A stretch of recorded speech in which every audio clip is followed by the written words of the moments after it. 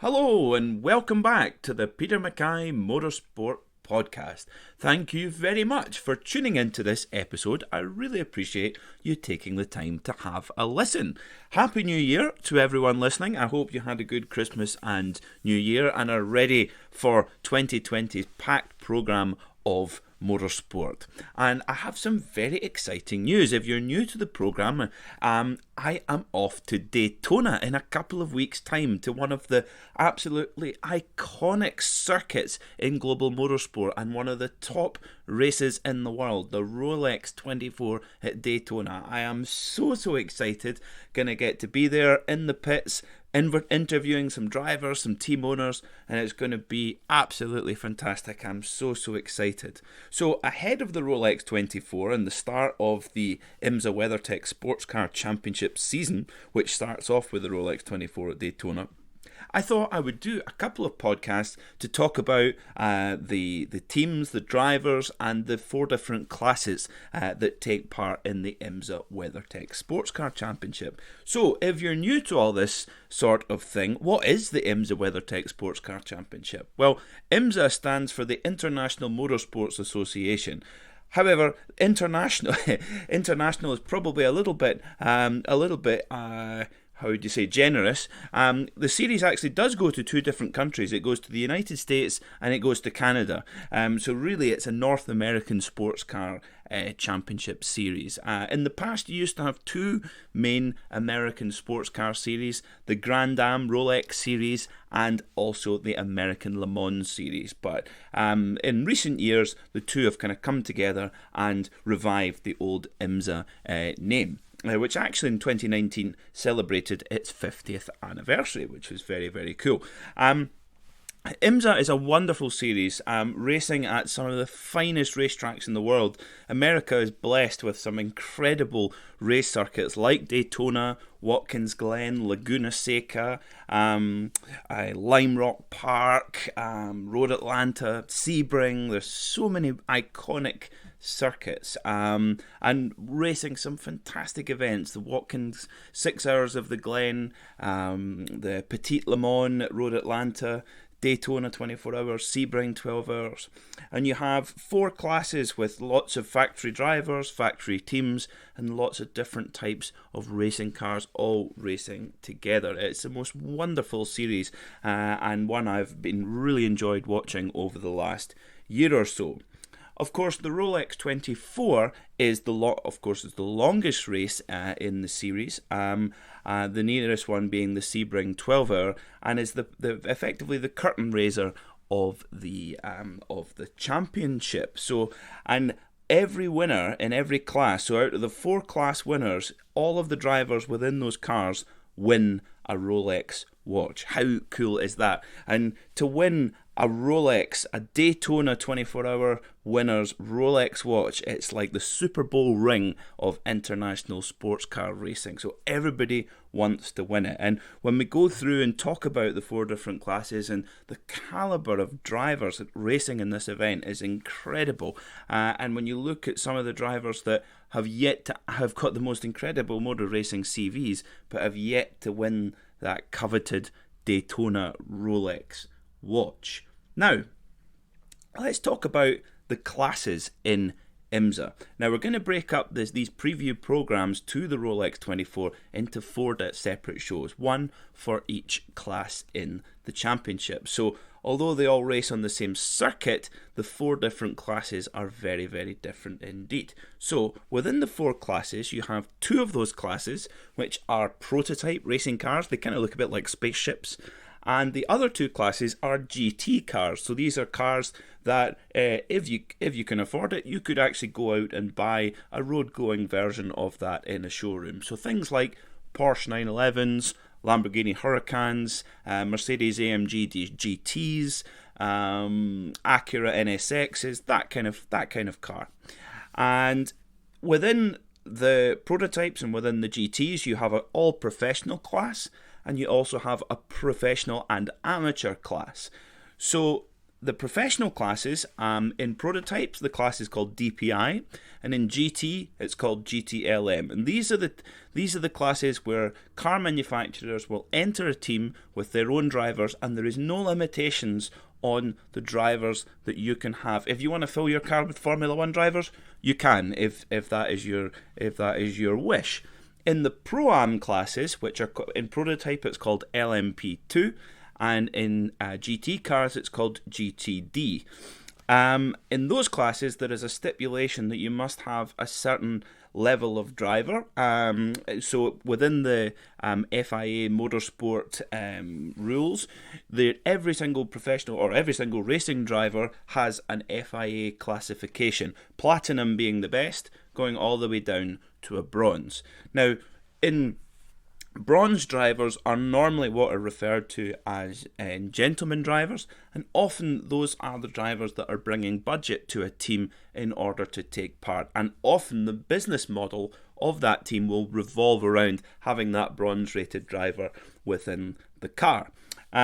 So the first episode, we're going to talk about DPI. So DPI is the top class in IMSA. These are the cars that are going for the all-out victory. To give you an idea, the car that won last year, that won the outright Daytona 24 Hours, was a DPI car driven by 4 drivers, one of which was Fernando Alonso, double Formula One world champion. So that's the sort of level you're looking at to win that coveted Rolex watch. Now, the DPI class, a DPI car is a prototype chassis. So if you've ever watched Le Mans before, the cars that you see up at the faster end of Le Mans, they're called Le Mans prototypes. It's very similar to that sort of car, completely prototype, not in any way linked to a road-going model. So it starts with a carbon fibre chassis and then a body put on top of it with an engine in the middle. Now, the rules for a DPI car are actually relatively flexible. So a manufacturer will choose a chassis to base on. So the Wayne Taylor Cadillac, for example, is based on a Dallara chassis from Italy. The Mazda is based on a Multimatic chassis. So there's a number of different types of chassis that you can base it on. So you choose your chassis, and then you choose an engine from a car manufacturer. So although you have teams like Mazda Team Yost, Acura Team Penske, Wayne Taylor Racing Cadillac, they have to basically pair up with a car manufacturer or an automotive brand to build their engine and also to have their engine make on the side of the car. Once you've decided on the type of engine you would like in your DPI car, the bodywork, the front bodywork of that car must have a styling cue towards the road-going models of that manufacturer. So the Mazda has to use the design language of Mazda road cars on the front of it, likewise the Cadillac and likewise the Acura.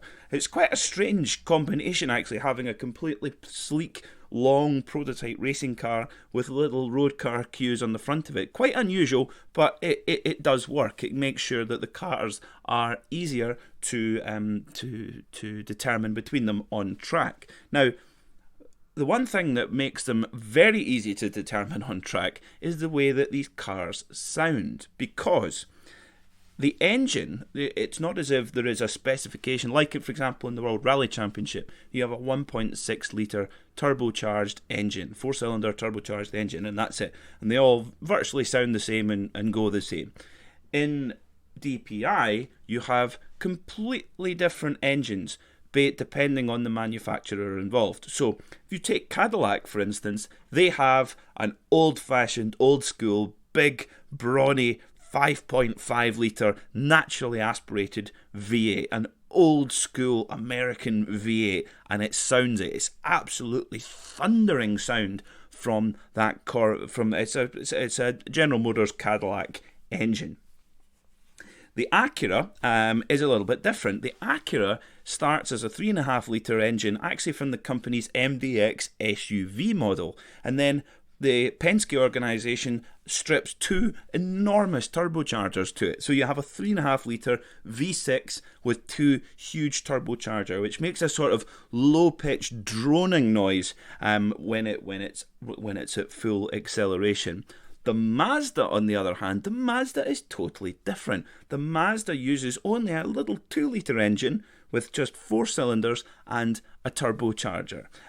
So you have 3 completely different engines, 3 completely different sounds. The Mazda, it screams. The Acura drones, and the Cadillac roars and rumbles. That's what I love about the DPI class in IMSA. It's completely unique to IMSA. The DPI cars do not race in any other series in the world other than IMSA in American sports cars.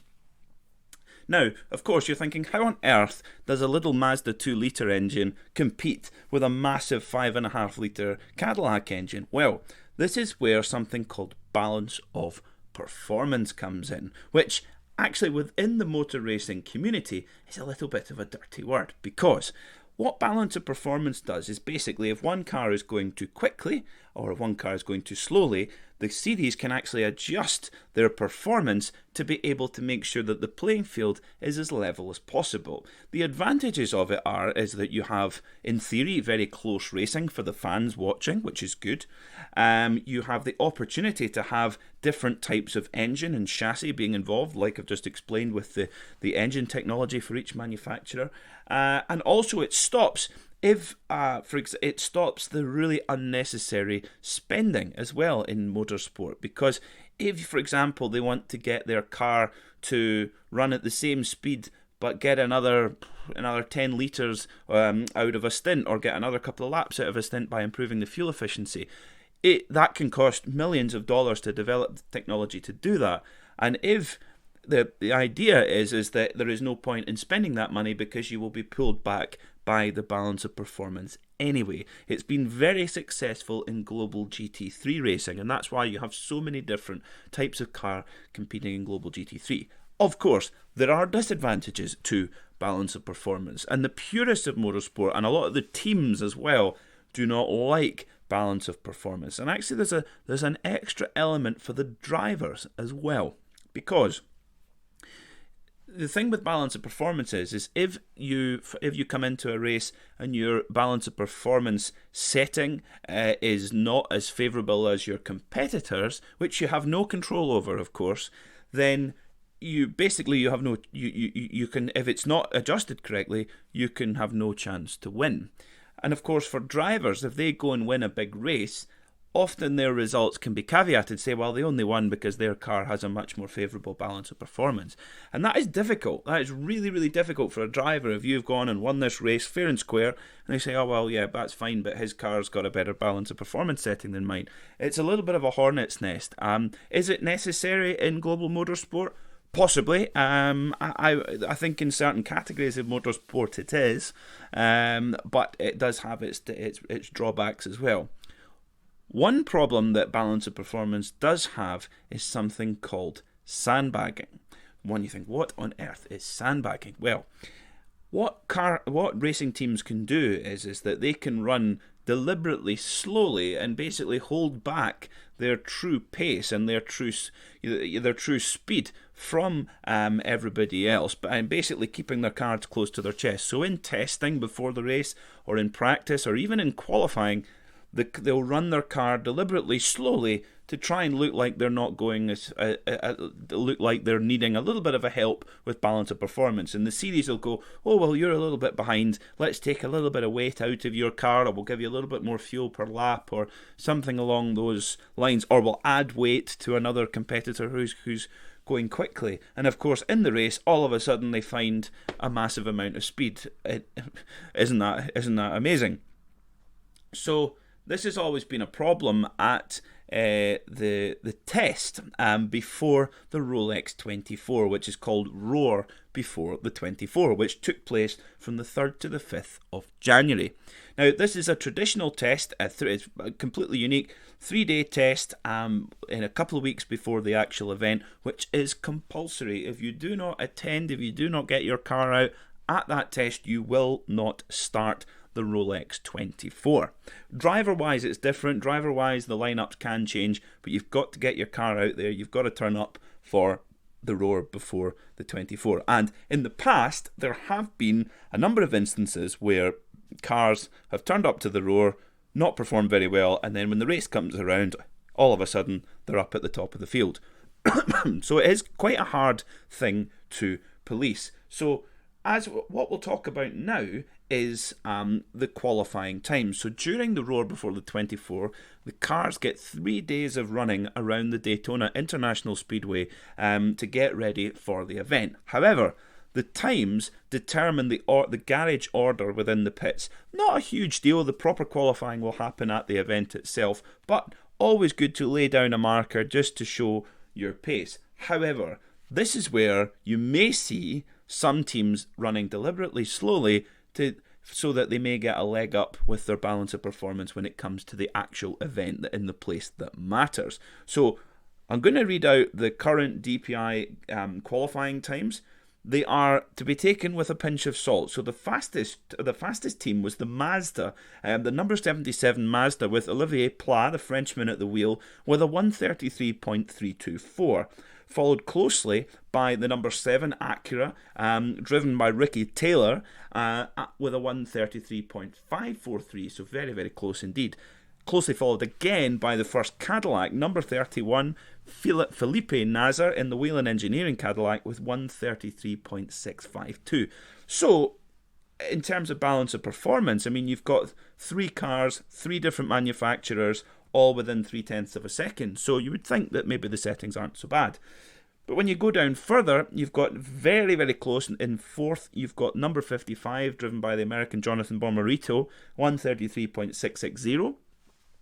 In 6th place, you have the number 85 JDC Miller Motorsports Cadillac, driven by Juan Purita, 1:33.940. And you have the number 10 Wayne Taylor Racing Cadillac, driven by Renger van de Zande, with a 1:34.226. So the Wayne Taylor Racing Cadillac, quite a little way away from the pace, almost a second off the pace of the leading Mazda. Now, the number 10 Wayne Taylor Racing Cadillac won the Rolex 24 last year and was very, very close to nearly won the last race of 2019 at Petit Le Mans, just missing out on the very last lap. So that's a quick car with some really quick drivers in it, which we'll come on to shortly.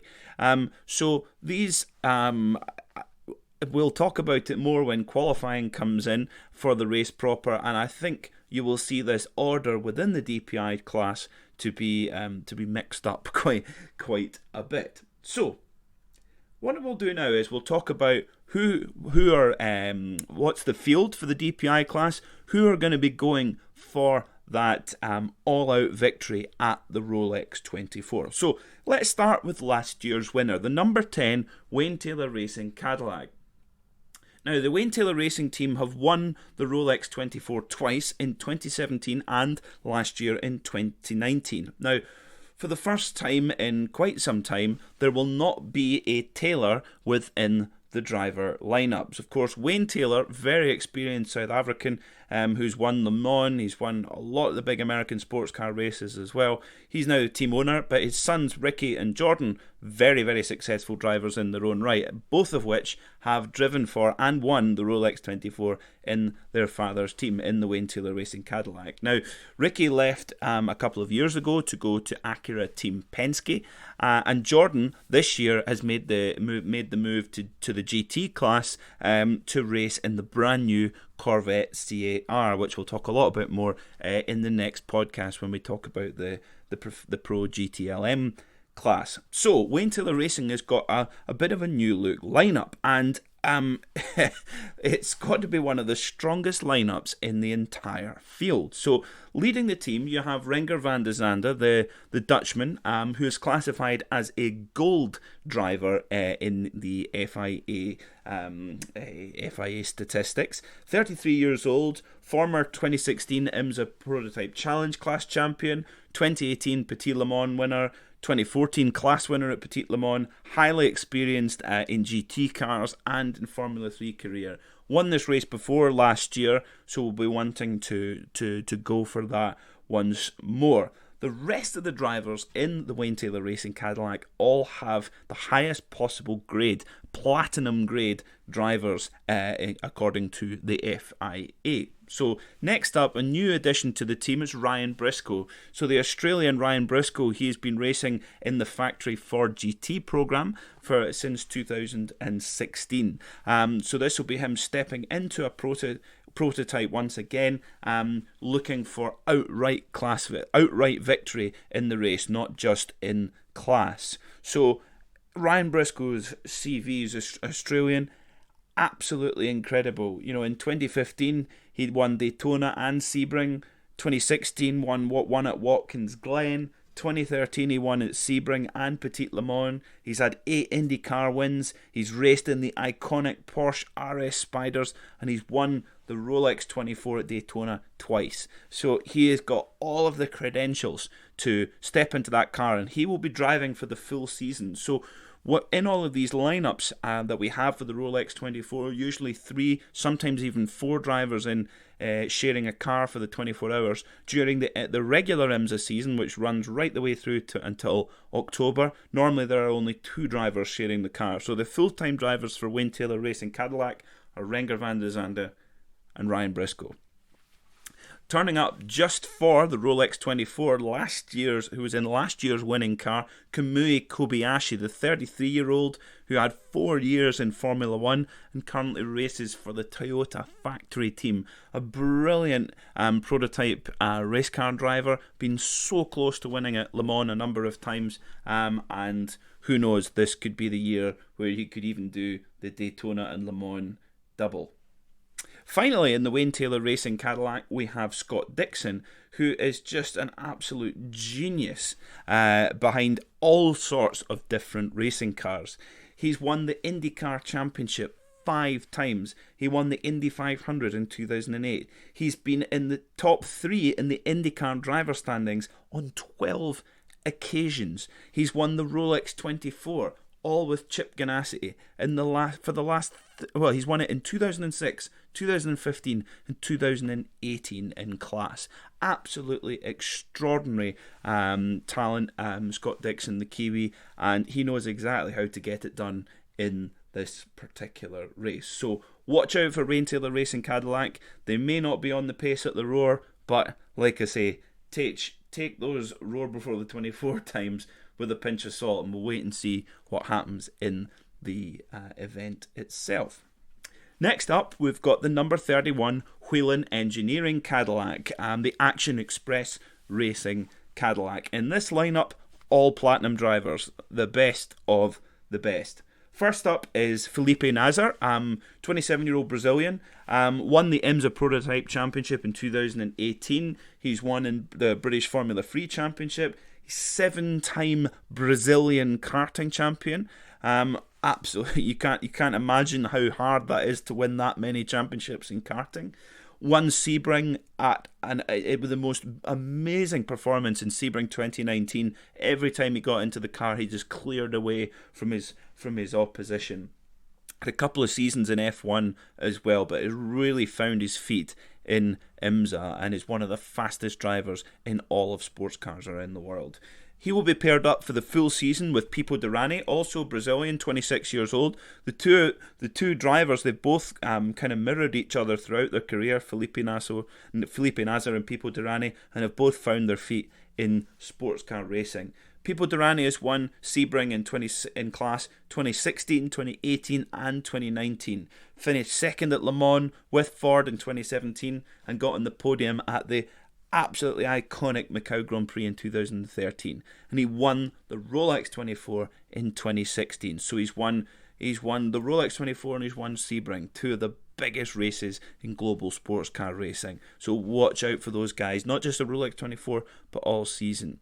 They will be joined by 2 sports car legends for the Rolex 24. They will be joined just for the Rolex by Mike Conway, who arguably is the fastest sports car driver in the world right now.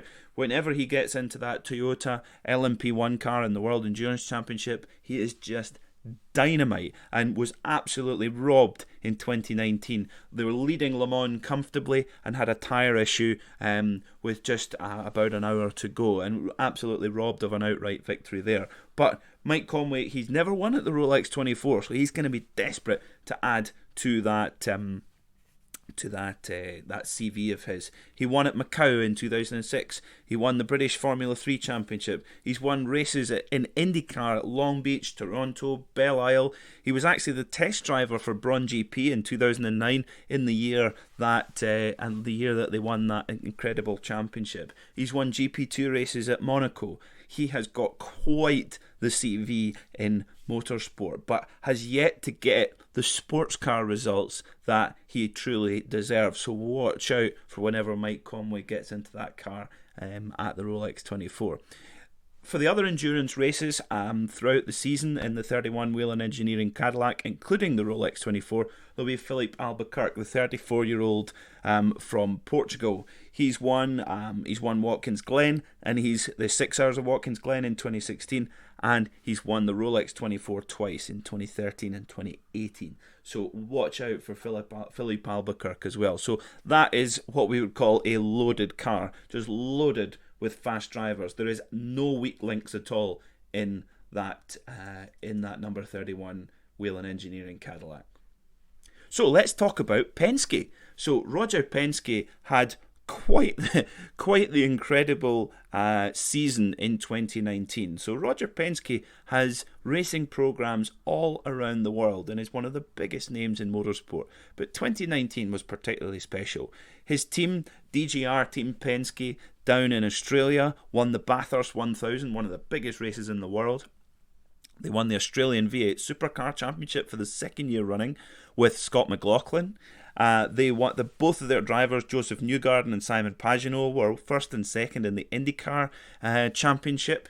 They won the Indy 500 with Simon Pagenaud, and to top, if that weren't enough, they also won the IMSA Championship with Dane Cameron and Juan Pablo Montoya, and if all of that weren't enough, Roger Penske organisation managed to acquire the NTT IndyCar Series and the Indianapolis Motor Speedway. An absolutely incredible year for a man who's been in motor racing for over 50 years.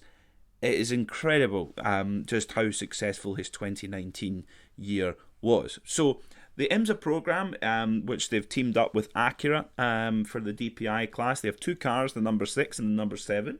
Tell you a little bit about the number 6. The number 6 is the championship winning car from last season. Dane Cameron and Juan Pablo Montoya were just exceptional, particularly in qualifying. Juan Pablo Montoya, when he really switched it on, he was just untouchable, and showing why he has the CV that he does. I mean, Juan Pablo Montoya, he's 44 now, but still racing at the very highest level. 2019 IMSA champion, 7 Formula 1 race wins, 2 Indy 500 wins, a kart championship. He won NASCAR races at Watkins Glen and Sonoma, and he's won the Rolex 24 3 times. He's got the most extraordinary CV, and he has been partnered fantastically for the last year or so by Dane Cameron. Dane Cameron, relatively new to racing in comparison to Juan Pablo, but already a 3-time IMSA class champion. 2011 Sebring winner in class, but yet to win that elusive Rolex, and that is going to be a car to watch out for, that number 6 Penske. They will be joined for the endurance races by that Indy 500 winner, Simon Pagenaud, a 35-year-old Frenchman, 2016 IndyCar champ, 2019 Indy 500 winner. As I've said, he's raced at Le Mans. He's been an American Le Mans Series champion. He's won at Petit Le Mans, but also someone really looking for that Rolex watch. So Juan Pablo Montoya, the only guy who knows what it's like to take your car into victory lane at the end of the 24 Hours of Daytona. In the number 7 car, led by Ricky Taylor, son of Wayne Taylor Racing, He has won it.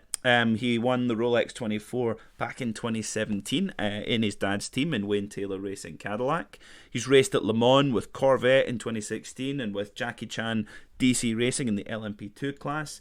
In 2017 had the most extraordinary season where him and his brother Jordan took their car all the way to the IMSA Championship, but they won the first 5 races of the season in a row, including the Rolex 24 at Daytona and the Sebring 12 hour. He's won Petit Le Mans and he's won Watkins Glen, so there is nothing really left in Ricky Taylor's CV that's missing apart from a class win at Le Mans, and who knows, that might be closer around the corner than he thinks. He will be joined for the rest of the season by Helio Castroneves, a 44-year-old, very experienced Brazilian, an absolute legend of the Penske organisation. Raced in the Indy 500 in 2019 at 44 years old. That is quite extraordinary. He's won the Indy 500 3 times, so there is so much pace in that car. For the endurance races this year, they will be joined by Alexander Rossi, 28-year-old Californian, who won the Indy 500 back in 2016. So, interestingly, if you look at the Penske cars, there is so much quality within their cars, but the only guys that know what it's like to win that Rolex watch are Juan Pablo Montoya and Ricky Taylor. So, there's a lot of guys who are fast and hungry in those teams. Let's talk about the Mazdas, the little Mazdas with the little 2-litre turbo motor.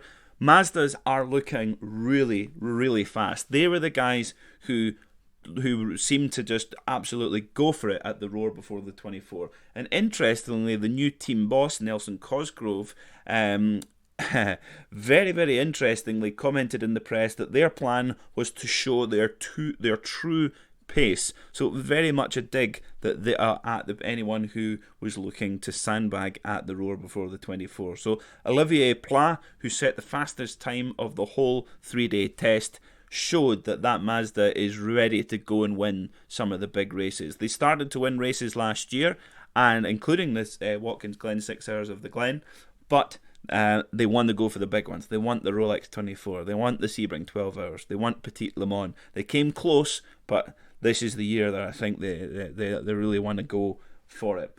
Unchanged driver lineups from last year. In the number 55, there's Ryan Hunter-Reay, the 39-year-old Texan, IndyCar champion, Indy 500 winner.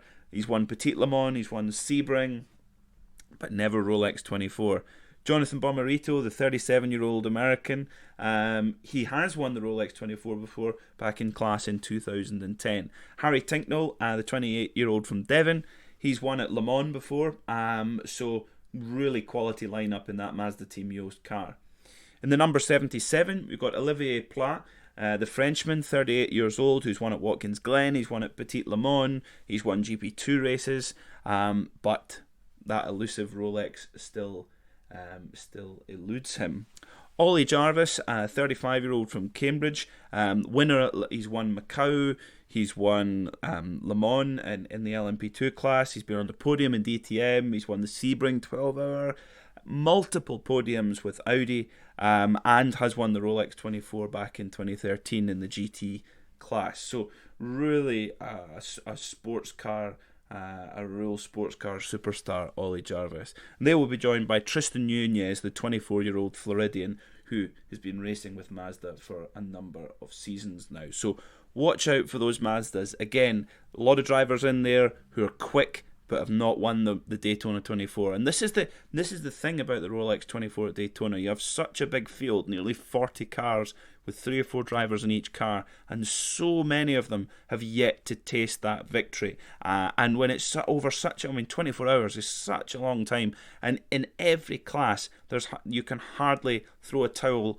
over the leading cars. It's extraordinary. If you can imagine a Formula One sprint race, if that were extrapolated out to 24 hours, you can imagine something close to that. So it's the anticipation with all of these great drivers, great teams. It's going to be fantastic. So let's talk about what I think is going to be a very difficult team to beat in 2020, and that's the number 5 Mustang Sampling Racing with JDC Miller Motorsports Cadillac, led by a series legend, Joao Barbosa, the 44-year-old from Porto. He's a double IMSA champion. He's won Watkins Glen 4 times, Sebring twice, Petit Le Mans twice, and he's won the Rolex 24 4 times. So he knows how to get the job done. He's been in the Cadillac for a number of seasons now, and he is just one of the finest drivers in all of IMSA history. He will be joined by Frenchman Sebastien Bourdais for all of the IMSA season in 2020. Now, Sebastien Bourdais has been racing in the IndyCar series for a number of years now, and had a contract for 2020, but that will not be honoured. He's been kicked out of the team to make way for another driver. So a little bit left in the lurch, but has managed to go back to driving with Mustang Sampling Racing, a team that he's had a lot of success with in the past. And well, Sebastien Bourdais, again, he's a Le Mans winner. He's won V8 supercar races in Australia. He's been on the outright podium with Peugeot, Formula 3000 champion, F1 driver, you name it, he's done it. In 2015, he won Sebring, he won Petit, and he won the Rolex 24. So just watch out for those guys in that number 5. They will be joined for the endurance rounds by Loic Duval, the 37-year-old who won Le Mans outright in the Audi in 2013 and was the 2013 World Endurance Champion. He's won Super GT 500 championships, he's won Formula Nippon, he's raced in Formula E, he's won the Sebring 12 Hours, and has won the Rolex 24. So a quality lineup in there as well. Finally, they will have Tristan Vautier, the 30-year-old Frenchman, who has won the Intercontinental GT Challenge in 2018, won Indy Lights in 2012, and 2011 in Star Mazda. So there is some real quality in that number 5 Cadillac. Finally, the final car is the number 85 JDC Miller Motorsports Cadillac. Now, this is probably the car with the weakest lineup in this series, and it just shows you just how competitive the DPI class. And if you're not running a car with all platinum or mostly platinum and gold drivers, you are going to struggle. So the number 85 JDC Miller Motorsports Cadillac is likely to be up against it. So they will have in their car, they will have Matthias Leist, the gold driver, who's finished in the top 15 in the Indy 500 in the last couple of years. 4 wins in 2016 in British Formula 3 and won the championship. Only 22 years old, very, very quick, a lot of natural speed, but no experience of the Rolex 24. Juan Perdita, 27-year-old Colombian, competed in the IMSA Enduros last season, competed in Indy Lights, but has not won any races in professional motorsport. Chris Miller of JDC Miller Motorsports, he's still one of 2 silver drivers in the whole DPI class. Most of the drivers in the DPI class are platinum or gold drivers. He won a class win at Watkins Glen in 2018 and has won in class in the Rolex 24 in the Prototype Challenge Pro-Am class back in 2016. So who's the favourite? Well, it's so hard to say, and I think that probably tells you something about DPI and IMSA competition in general, is that you have so many good teams with so many good drivers that trying to pick a winner is so difficult. If you were to look at the pace of the Roar before the 24, you would have to say that it's the Mazda team, Yost, that look really, really strong. But there's going to be so many surprises that are going to spring up over the weekend. If I was to put money on it, if I was forced into a decision, well, I have to say the lineups. I think it's going to be a competition between the number 10 Wayne Taylor Racing Cadillac, just because their driver lineup is just incredible. The number 31 Cadillac and the Mazdas, but you can't write off the Acura. So I'm sitting on the fence here, I know. So it's going to be so unpredictable. It's going to be so great to watch. So in the next episode, we'll talk a little bit about the GT Le Mans category, which is the professional GT class where Porsche go up against Ferrari, Corvette with their brand new car, and also the RLL BMW team as well. So if IMSA is something that is beginning to excite you, you can check out the race, the Rolex 24, which will happen on the 25th and 26th of January. You can watch it online on IMSA.tv, where there's live coverage of the whole race, and also the race will be published on IMSA's excellent YouTube channel a couple of days after the race as well, so you can watch the whole thing.